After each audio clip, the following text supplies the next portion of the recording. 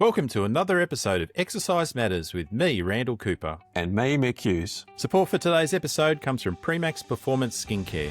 If you're active, you focus on strength, endurance and recovery. But what about your skin? Sweat, friction and the elements take a toll. That's where Premax comes in. High-performance skincare made for high-performance people.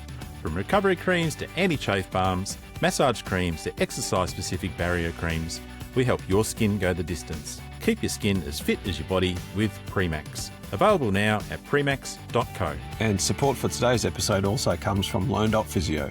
Health professionals, are you staying ahead of the game? Physio brings you cutting-edge education from world-class experts in sports and musculoskeletal medicine. Online courses, hands-on practicals and expert resources, all backed by the latest evidence and designed to fit into your busy schedule.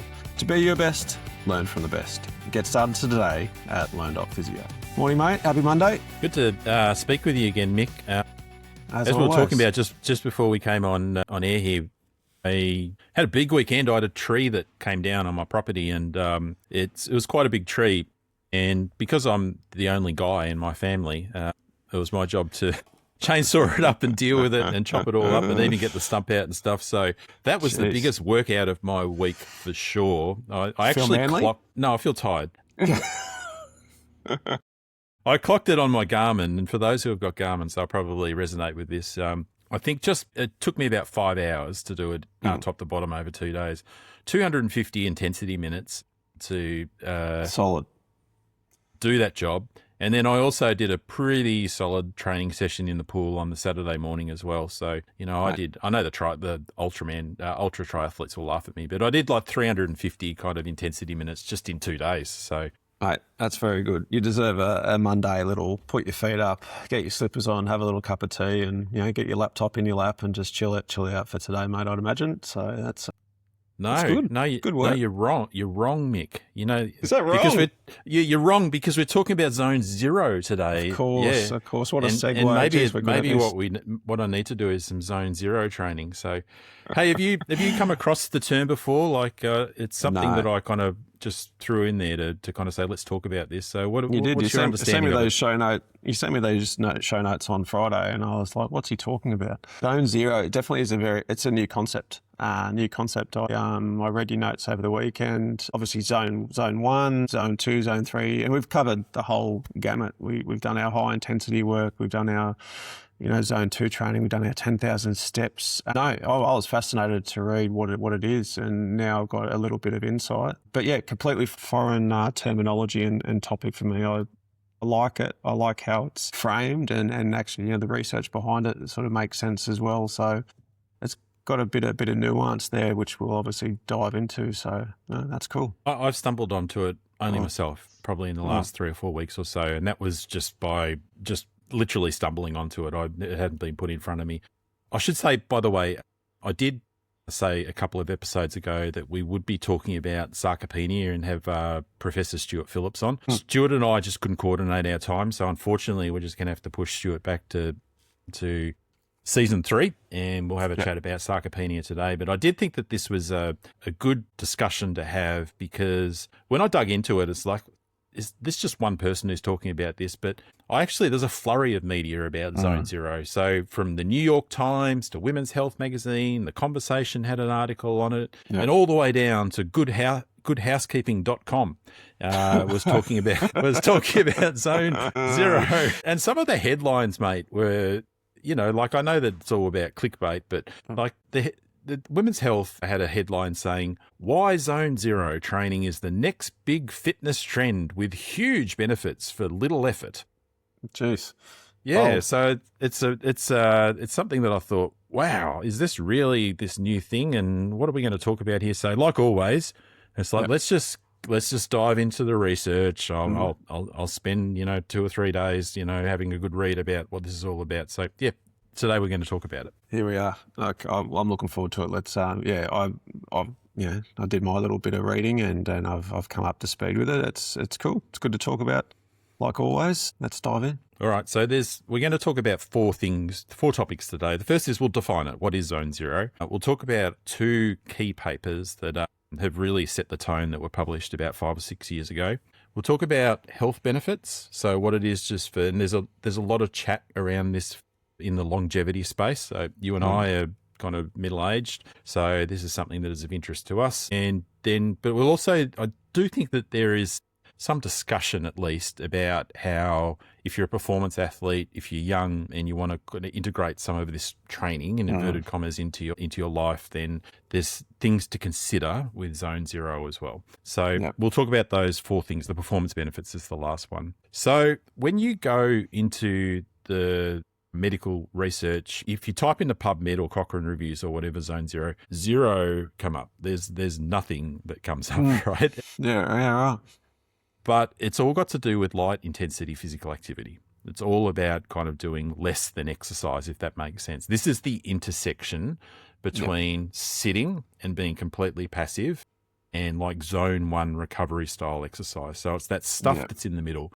So it's things such as very easy walking, maybe if you're doing some low-level yoga, stretching or mobility training, housework, gardening, all those things. The definition of it is that it has to be movement at a heart rate of less than 50% of your max, or roughly 1.5 to 2 METs.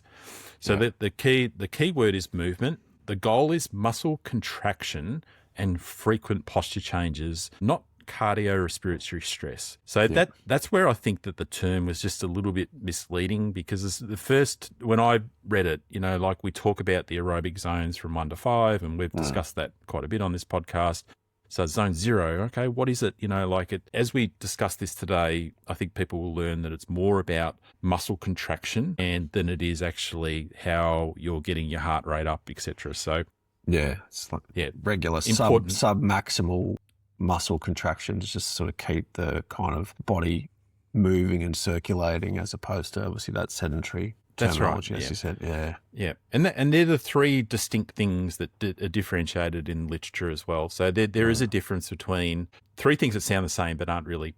So sedentary behaviour, so that's just sitting, doing nothing, watching the TV. Passive standing, so we're going to talk about kind of like standing desks and whether they're good or bad. And then Zone Zero, which is different. So all those 3 things are a little bit different. The other thing that's really kind of interesting is that what they talk about is that state of completely being sedentary there's what they call inactivity physiology. So it's basically you go into a physiological state when you're doing nothing. And it's quite a distinct research field. So there seems to be some biological pathways are highly sensitive to the absence of like contractile activity and movement. So we'll discuss these as we kind of go through. But they're the most important things, is that standing at a desk, sedentary behavior, and Zone Zero are 3 different things. 3 very different things. Yeah, that's really, really good to distinct.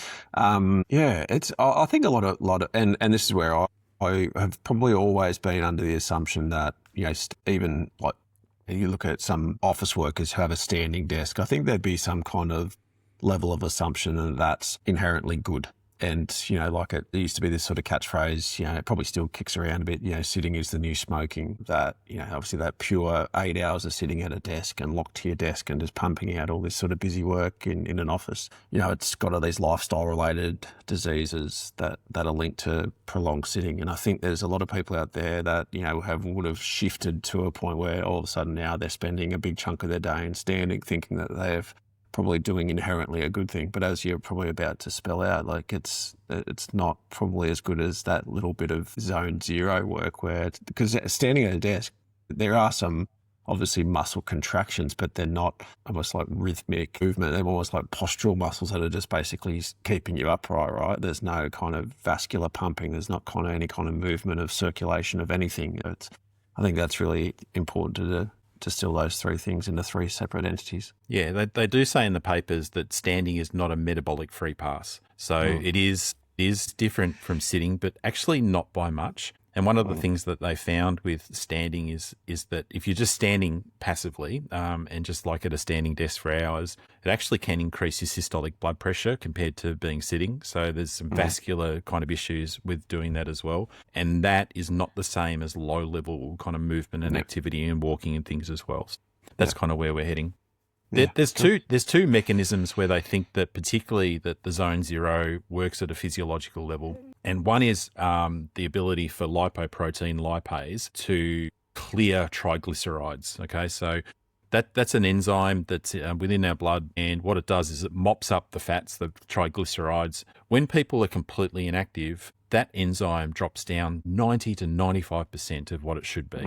Okay, so that's why if you're just sitting for a long period of time, basically you can have a lot of fats kind of rolling around in your blood, which is not great. And the same goes is that what they've found is that low-level muscle contractions also stimulate and mobilize what's called GLUT4. So GLUT4 is basically a backdoor to cells from insulin for sugar. So when there's sugars running around in your body, i.e. like you've had a meal and your sugar level spikes up, insulin usually will kick in and then start dealing with the sugar that's in your blood. But GLUT4 operates differently, and what they've found by being inactive is that GLUT4 is, again, not as active as what it normally would be. So essentially that alternative mechanism of dealing with glycemic changes within your blood is diminished. So basically by being inactive, both the triglycerides and also the sugars in your blood are not dealt with as well as if you actually got this low level movement. So it's it's important kind of thing to consider. Yep. Awesome. Yep. Good breakdown. So there's two papers that were written and published back in 2020 in the British Journal of Sports Medicine. One is by Bull and colleagues, and the other is by Ekelund and colleagues, and they sit side by side. So they kind of go together. And the Bull study is the formal publication of the World Health Organization's 2020 Global Physical Therapy and Sedentary Behaviour Guidelines. And this was the first time ever that essentially the WHO had started to integrate the dealing with sedentary behaviour kind of like in a document like this. The last time they published a paper like this was back in 2010. And they talked about exercise and 150 to 300 minutes, and we've spoken about those kind of those parameters in the past. But this is the first time they actually said that doing nothing is bad, and doing actually any kind of movement other than nothing does have health benefits. And it's just not they're saying. This is obviously all kind of backed up with the paper. So the headline message out of that WHO paper was it reduce sedentary time. You have to reduce your sedentary time and hit your weekly kind of activity targets as well. And that's where I kind of I don't like the clickbait from Women's Health magazine. It's like zone 1, that's all you need to do. Zone 1 has its own kind of thing that will help you with your health and your performance. It's very separate from, doing your HIIT training and all that kind of stuff as well. Yeah, it's an important distinction, because I think a lot of people will, and we've sort of I come across this quite a lot in clinical practice. Like I've got people who, they've got maybe some osteoarthritic joints, knees and hips obviously spring to mind, because I see a lot of that stuff. And I'll ask my patients, who, have you got what kind of movement do you do through the days? What kind of exercise habits do you have? And it's like, I'm active. And it's like, okay, can you describe how? And it's like, well, I just do lots of housework and I do this, and okay, that's good. And they'll talk about the steps they take, and we know that obviously 8,000, as I covered in the previous episode, 8,000 steps a day is good. Anything above 6,000 is even better. It's good, but then 8,000, 10 to 12 is good as well. But I think that's where, as we've sort of seen from a health-related perspective and zone 2 type training, and that the World Health Organization's the steps accumulated across the day are kind of good, and being active is good, but you still need to have that cardiovascular response for a set time frame. That's where the magic truly does happen, when your body is working in a physiological state to actually impose a demand and some stress that you actually get this positive change. So I think that's where, and for some people that's quite a frustrating sort of thing, because they think they're being active, they think they're doing the right thing, but it's still not enough. And I think for them it can be quite a challenging conversation, because now we've got to try and sort of tack on some extra activity for them. But I think I like how they've really made that distinction clear in the latest guidelines, that really limiting that sedentary activity, but then also still making sure that we've got these kind of benchmarks. If that's our goal in life, like if we're really health conscious and we want to reduce the risk of type 2 diabetes, cardiovascular risk, all those kind of things, like we should all be all thinking, we want to live our best lives and avoid these things. But we've got to hit those targets as well as remain active. So I like how they made that. Yeah, no, agreed. So the other study was the Ekelund study. And this basically added the data behind the guidelines. That it was a meta-analysis of 9 studies. It was nearly 45,000 people and up to 14.5 years follow-up, which I thought was really good. And what they did is rather than getting people to self-report how much standing, sitting, walking activity they did, they used accelerometers. All the studies, I should say, used accelerometer. And this is really important because generally self-reporting underestimates sedentary time and misclassifies light activity, but the accelerometers kind of picked up those little movements that people would do during the day, whether it's just walking to get a cup of tea, walking down to get their lunch or whatever it might be. So the core finding from the Ekelund study was that higher sedentary time is associated with higher all-cause mortality, but the risk is strongly modified by physical activity. So your comment before, Mick, was that, sitting is the new smoking or sitting kills. It's probably a little bit too blunt. Probably the most accurate statement is sitting is most dangerous when you're also inactive. Yes. And this is what they found is that the people who were at most risk of having health issues were the people who sat the most, but also then were the most inactive when it came to moderate or vigorous activity. When you actually did more moderate or vigorous activity, it tended to offset the sitting problems associated with sitting. So I thought that was a good distinction for people to consider because it is, like as physio, I don't know if I really love the going from nothing to everything. You sit down for 14 hours a day and then you just go crazy in the gym for an hour or 90 minutes. I think that humans were supposed to kind of live a little bit more naturally in the middle of those zones, if that makes sense. And this zone 0, I think, kind of adds credence to that to some extent, that everyday movement has important health benefits and should be integrated into most people's lives. Yeah, so it sounds like it's kind of it sits with the idea of movement snacks where, like limit, almost like set an alarm. And this is sort of some of the things that I set my patients up for, like that do work in an office. And they've got the kind of, they're good exercise habits, but then, they might be coming in for something different. They might be coming in with musculoskeletal, low back pain or neck pain or shoulder pain or, their hips and stiffs. So like I encourage my patients to sort of set an alarm for an hour. Yeah. And so every hour you kind of just get up and move. Because I think, and I'm guilty of this many, many times per week where if I get stuck in a really good work rhythm, I might not get out of my chair for probably 2 or 3 hours. I'm lucky that, I might have to duck off and do things or I've got some other things to do. But I think there'd be some people who are really locked into their work or have got, massive projects and deadlines to hit. Their sedentary time would escalate and they could easily find themselves like in a stupid period of time where they haven't literally moved from their desk for six hours. I'm probably not privy enough to some industries. Like I'd imagine IT industries or, obviously some businesses where, sitting at and trying, hit some important deadlines over and over again you'd be locked to your desk and your chair for hours on end. So I encourage to set that alarm, get that reminder up and get moving. That's my kind of way I've been dealing with it. So is that kind of like where we sit, those kind of movement snacks? Is this what we're sort of talking about for people? Yeah, and that was definitely one of the recommendations of the WHO guidelines was that low level movement and just getting up every hour for 2 or 3 minutes is super important, and that don't underestimate this is a zone 0 for a better expression, light activity as part of your health, because it's a very different separate lever to the higher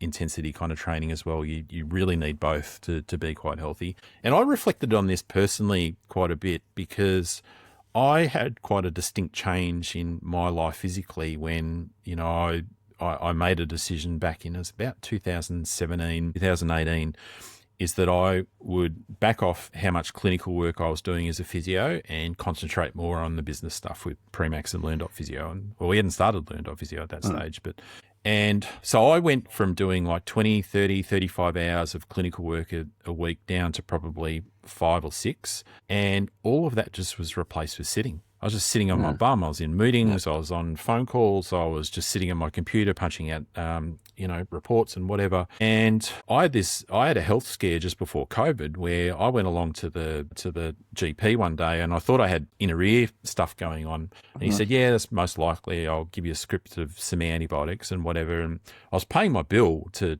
kind of go out, and he grabbed me and said, Randall, I just got a hunch. Just come back into my office and I just want to take your blood pressure. And he took my blood pressure and he took it 3 times. And I've never seen a doctor kind of so worried. And he looked at me and goes, Randall, you got to go to hospital. Like you got blood pressure over 200. Jeez. And it's like I did. I went and it was a type 2 emergency and they took me in, and I've got a family history of it. So part of it's essential hypertension where it's, but I also thought about it is that I'm only like 2 or 3 years into kind of basically being gone to a very sedentary job. And I didn't think about this stuff a lot, like it was really, I just was focused on my work and making sure I was doing good stuff there. But I do look back on it now, particularly in reading all this research and go, I wonder if all that day-to-day movement that I was doing as a physio and demonstrating exercises and showing people in and out of the treatment room and stuff had a bigger impact on me than I thought. Yeah, so I agree. Yeah, like that's an amazing story, and I think that's where I think some of these like significant health problems obviously take a bit of time to manifest over, a couple of years, like in some people, especially if we've got like a pretty good healthy base leading into it. But I've no doubt like physios, Ps, OTs, there's a lot of role where just that daily movement, we've kind of got the luxury of having this low grade zone 0 training constantly in our and even like, teachers, nurses, there's always, there's lots of people that are just constantly on the go, constantly moving, but they're not stressing their systems to a point where it's, zone 1 or zone 2 category stuff. So it's, that's fascinating insight. Probably has, right? Like you go from having and I hear like probably in different sort of spheres where, people have gone from, being similar to yourself, you go from being a really active kind of role to all of a sudden now being, thrown into a managerial role. Even like within a physio kind of community, I've seen some physios transition into, more senior kind of leadership roles, and they've sort of lost their patient, day-to-day stuff, but they're all now sudden, locked to an 8 to 10 hour desk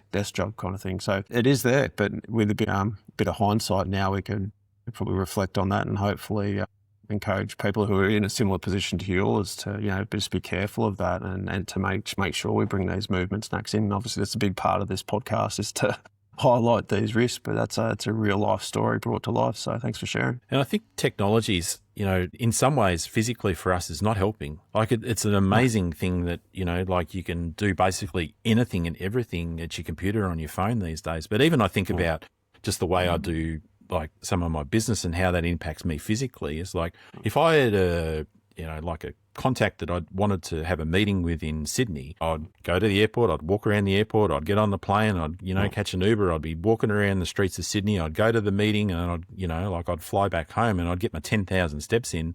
Now it's just an hour online, and I sit down and I'm busy the rest of the day.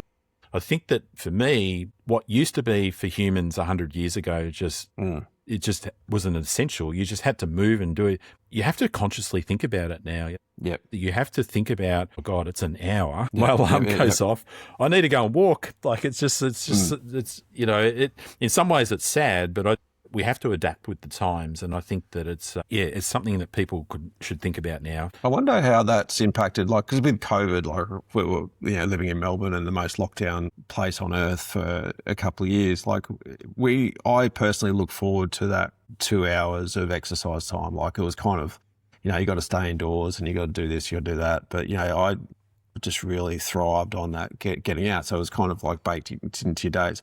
Now we've sort of moved away from that, but there's still this working from home culture. And a lot of businesses are, really, embracing, that flexible workplace. I wonder how that is kind of, from 2022 onwards through to now. I wonder how health has, globally, particularly, Melbourne, particularly around the world, how that has impacted on health. And, having that, loss of travel time, people who would ordinarily have to go into the office or, catch public transport or catch, drive their car, drive to a car park or, go to a train station, bus station, then have that movement baked into their lives. Just that incidental movement has now kind of been replaced with, they go from their bedroom down to their office.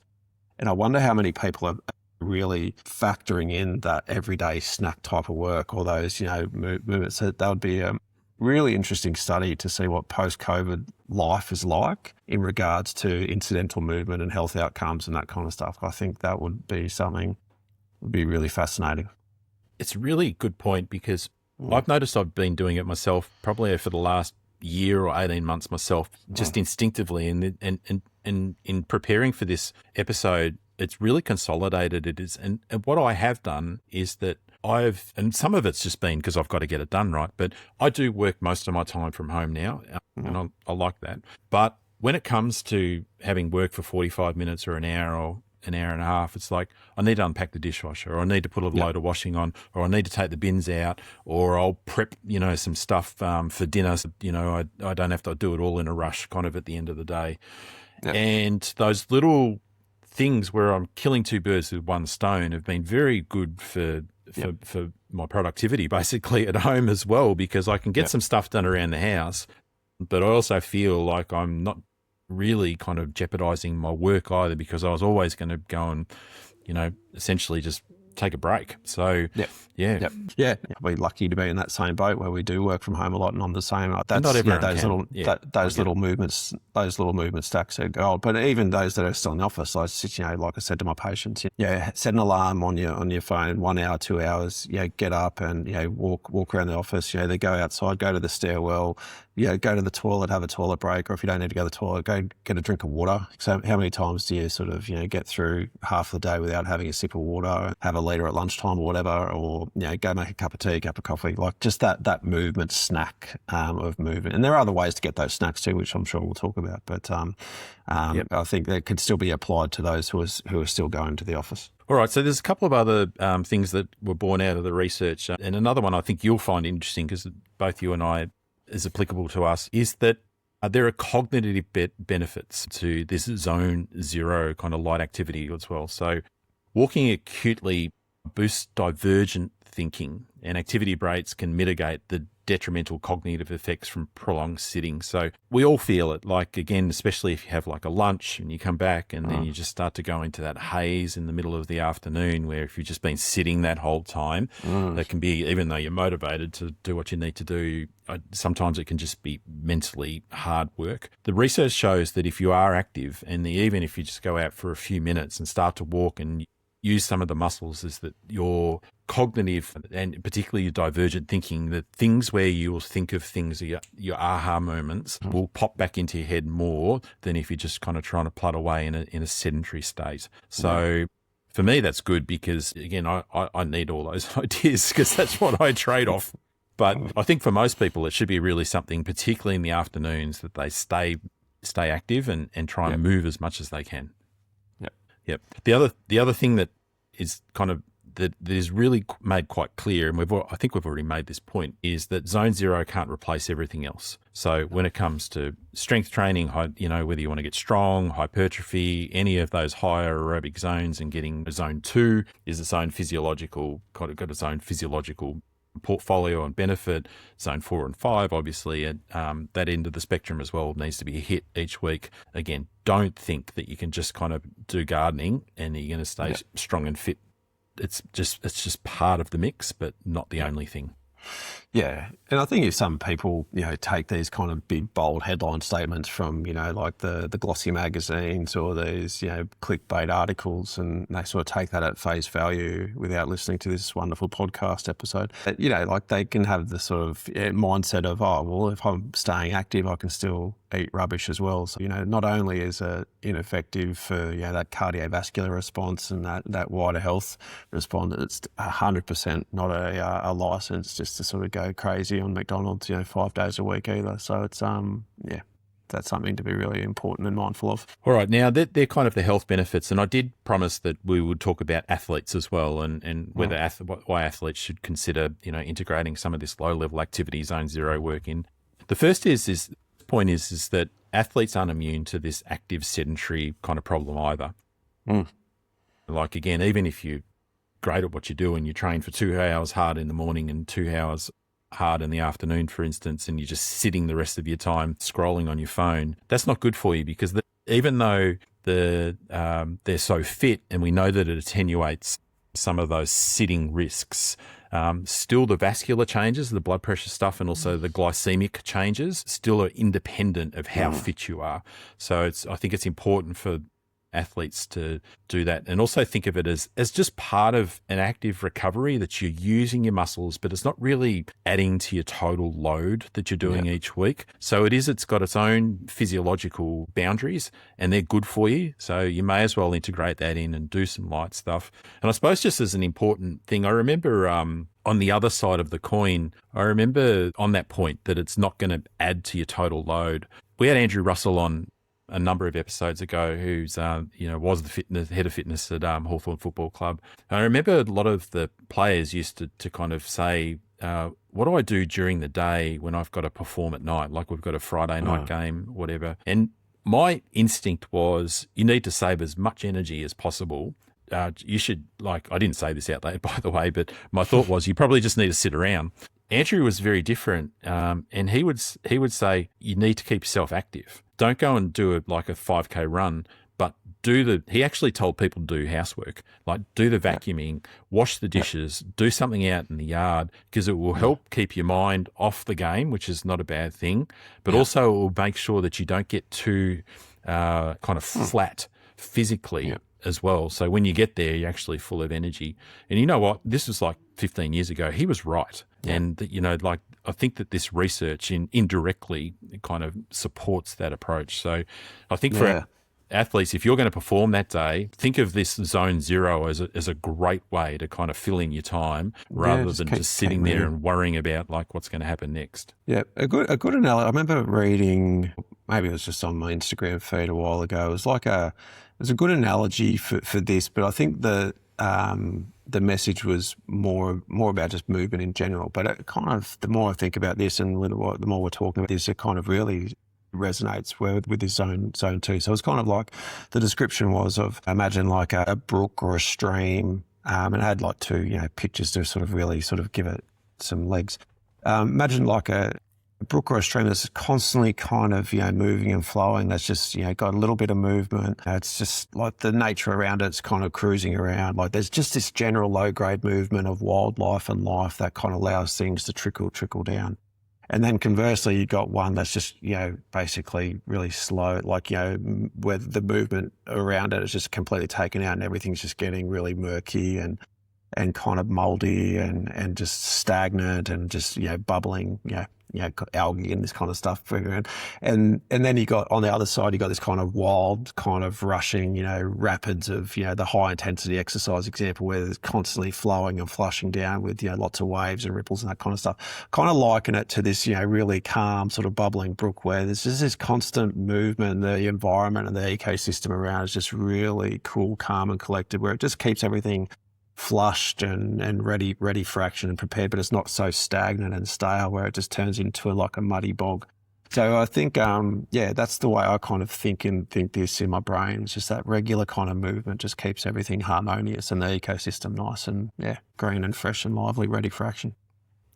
That's a beautiful analogy, Mick. I'm here all week, actually. I'm only here for a few more days and then I'm away for a few days. I'll use that one. The stream analogy is wonderful. But I think in summary, the way I view this is that as much as people think that they might be fit because they do 90 minutes or 2 hours of hard exercise every day, doesn't necessarily mean that they can be 100% healthy. Oh. And I think, again, this low-level movement, as much as they can integrate it in during the day, being conscious about it. If you're in the office environment, getting up and walking, you could walk around the city if you're there for meetings rather than kind of just catching Uber. Those type of things, I think, will become more important as we get even more down this pathway of AI and convenience. Yeah, hopefully that gives some people some insight into what zone zero is. I was just thinking, I've got into a bit of a bad habit at work is if I've got something quick on here, say like I'm just catching up on notes, I've got an hour, maybe an hour gap, and I'm just sort of, flicking through my notes, doing paperwork, that kind of stuff. Sometimes I'll get into a bad habit of literally emailing our receptionist who is 10 meters away saying, oh, can you just do this for me quickly? I'm like, what a terrible thing that's a perfect example of just getting up and having that movement stack, like to take that 10-meter walk and actually have a physical conversation. There'd be so many work environments where you probably got into a habit of just sending little messages just because it keeps a paper trail. I get why people do that, but there's also too, it's not hard to sort of get up and actually go and have a conversation with someone in the office rather than sort of hide behind a computer screen and send something, especially something that could be said as opposed to needing a paper trail to sort of keep things. But anyway, that's something I'm going to change. So thanks for bringing that to light, mate. I'm going to bring a couple of little extra movement snacks into my week. Good. I hope everyone else does. Yep. Nice. Well done. All right. Well, that's a wrap for this episode of Exercise Matters. If you enjoyed the chat, make sure to subscribe, leave a review, and share it with your mates. A quick disclaimer, the podcast is for educational purposes only and is not medical or individual advice. Always seek guidance from a qualified health professional for your specific needs. Big thanks to our sponsors, Premax, High Performance Skincare for high performance people, and Learn.physio, world-class education for health professionals. Catch you next time. See you next time.